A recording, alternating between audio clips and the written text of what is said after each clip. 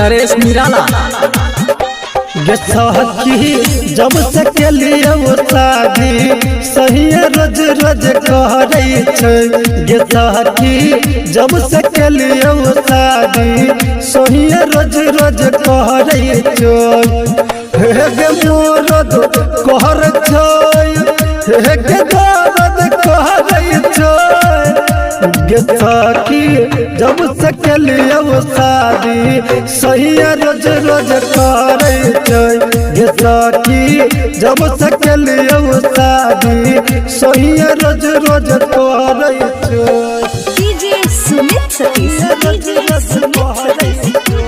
Recording by Bhojpuri film studio Lalmania बाजार। ओकरा लागै छै मन रोज करे छै हमरा तंग। गे सखी हमरा करे छै रोजे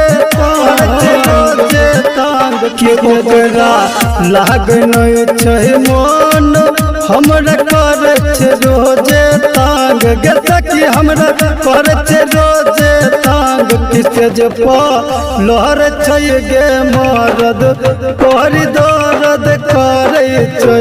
गे सखी जब से के लिए शादी सही रोज रोज करे छै।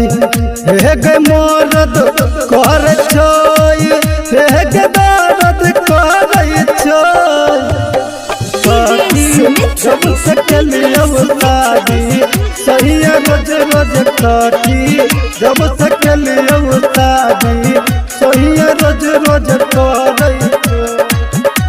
गे लगबै के बारी में जोड़ सगर कह दिलिए सखी गे सोर।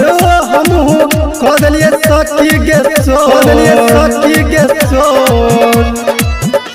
कि लगबै के बारी में गे जोड़ सगर कह दिलिए सखी गे सोर। गे सखी हम कह दिलिए सगर सोर। कि सैया छोड़ के हाथ कलाई हमरा गुरही के देखैया।